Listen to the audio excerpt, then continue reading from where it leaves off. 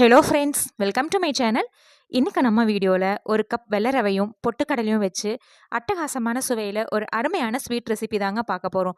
Sweet சாப்பிட்ணும் அப்படின்னு ஆசைப்படுற பெரியவங்களுக்கும் ஸ்நாக்ஸ் கேட்குற குழந்தைகளுக்கும் இந்த மாதிரி 10லேருந்து 20 நிமிஷத்துக்குள்ளே டக்குன்னு செஞ்சு கொடுத்துடலாம். வாங்க எப்படி பண்ணுறதுன்னு பார்க்கலாம். ஸ்டவ்வில் ஒரு பேன் வச்சுருக்கீங்க. பேன் நல்லா சூடானதுக்கப்புறமா அதில் ஒரு கப் அளவுக்கு வெள்ளை ரவை சேர்த்துருக்குறேன். ஃப்ளேம் நல்லா லோவில் வச்சு ஒரு 2லேருந்து 3 நிமிஷத்துக்கு லைட்டாக வறுப்பட்ட மாணவர் அளவுக்கு இந்த ரவையை நல்லா வறுத்து எடுத்துக்கணுங்க. ஃப்ளேம் எந்த காரணத்தை கொண்டும் மீடியம்லையோ ஹைலையோ வச்சிடாதீங்க. லோ ஃப்ளேம்லேயே செஞ்சுக்கோங்க.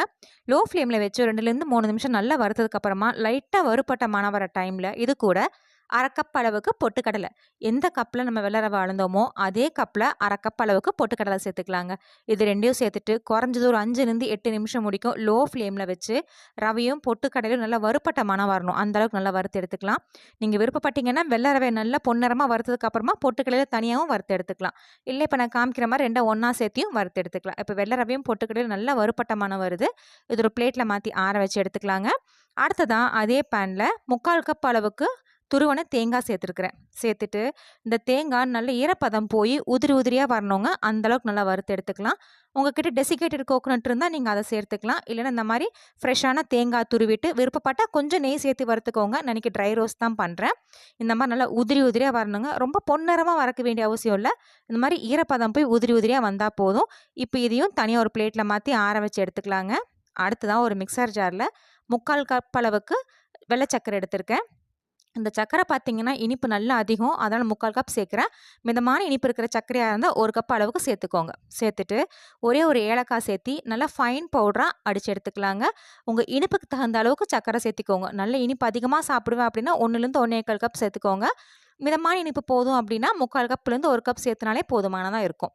இப்போ பொடிச்சு வச்ச சர்க்கரை ஒரு அகலமான பாத்திரத்தில் சேர்த்துட்டு அடுத்ததான் அதே மிக்சர் ஜாரில் நம்ம வறுத்து ஆற வச்சுருந்த வெள்ளை ரவையும் பொட்டுக்கடலையும் இது கூட சேர்த்துக்கலாங்க. இதையும் நல்லா ஃபைன் பவுடராக அடித்து எடுத்துக்கணுங்க. கொஞ்சம் கூட கொரகொரப்பு இல்லாமல் நல்லா நைஸாக அடித்து எடுத்துக்கோங்க. பாருங்கள், இப்போ நான் காமிச்சிருக்கிற மாதிரி நல்லா நைஸாக இருக்கணும். இந்த அளவுக்கு நைஸாக அடித்து எடுத்துக்கலாம். இப்போ அடித்து எடுத்த இந்த வெள்ளை ரவையும் பொட்டுக்கடலை பவுடரையும் நம்ம ஏற்கனவே ஒரு பவுலில் சேர்த்து வச்சுருந்தா அந்த சக்கரை பொடி கூட சேர்த்துக்கலாங்க.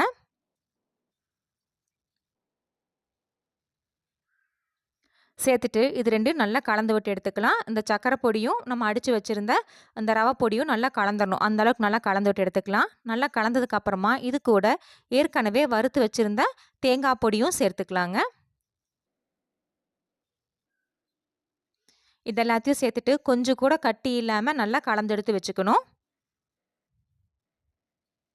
சின்ன சின்ன கட்டி இருந்தால் உடச்சி விட்டு நான் காமிக்கிற மாதிரி கலந்து எடுத்து வச்சுக்கோங்க.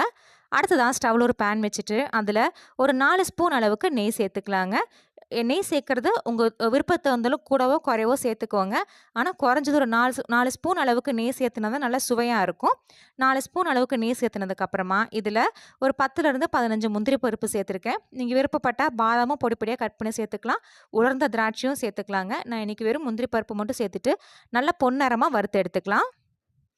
இது பாருங்கள், இந்த மாதிரி நல்லா பொன்னிறமாக வறுப்பட்டதுக்கு அப்புறமா இது ஒரு பிளேட்டில் மாற்றி எடுத்து வச்சுக்கலாங்க.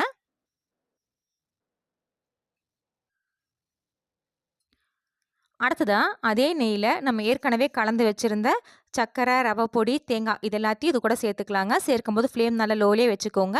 இதுக்கப்புறமா ஃப்ளேம் லோலியே தான் இருக்கணுங்க. எந்த காரணத்தை கொண்டு ஃப்ளேம் மீடியமுக்கோ ஹைக்கோ மாற்றிடாதீங்க. லோ ஃப்ளேம்லேயே வச்சு ஒரு 5 நிமிஷம் கை விடாமல் நல்லா கலந்து எடுத்துட்டிங்கன்னா இந்த சர்க்கரை கொஞ்சம் நல்லா இலகி வரும். ஒரு 5 நிமிஷம், குறைஞ்ச ஒரு 5 நிமிஷமாவது நல்லா கலரி எடுக்கணும். இந்த நெய்யெல்லாம் உள்ளே இழுத்து அந்த சர்க்கரை இலகி ஒரு மிதமான பதத்துக்கு வரும். நான் காமிக்கிற மாதிரி ஒரு 5 நிமிஷத்துக்கிட்ட நல்லா கலந்து எடுத்துக்கோங்க. சின்ன சின்ன கட்டியெல்லாம் இருந்தால் உடச்சி விட்டு நல்லா கலந்து எடுத்துக்கலாம். ஒரு 5 நிமிஷம் கழித்து பார்த்தீங்கன்னா நான் காமிக்கிற இந்த பக்குவத்துக்கு வந்திருக்கும். இந்த அளவுக்கு வந்ததுக்கப்புறமா இது ஒரு அகலமான பாத்திரத்தில் மாற்றிடலாம். மாற்றினதுக்கப்புறமா நம்ம ஏற்கனவே வறுத்து வச்சுருந்த முந்திரி பருப்பு சேர்த்துட்டு நல்லா கலந்து விட்டு எடுத்துக்கலாங்க.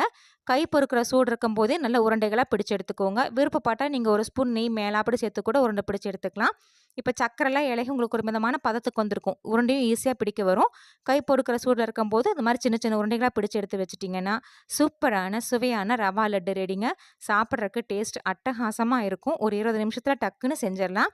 ஃப்ரெண்ட்ஸ், நீங்களும் இந்த சூப்பரான சுவையான ரவா லட்டு ரெசிபியை ட்ரை பண்ணி பாருங்கள். ட்ரை பண்ணி பார்த்துட்டு உங்கள் கமெண்ட்ஸுங்களை சொல்லுங்கள். உங்களுக்கு இந்த வீடியோ பிடிச்சிருந்துச்சுன்னா மறக்காமல் நம்ம சேனலுக்கு சப்ஸ்கிரைப் பண்ணுங்கள், லைக் பண்ணுங்கள், ஷேர் பண்ணுங்கள்.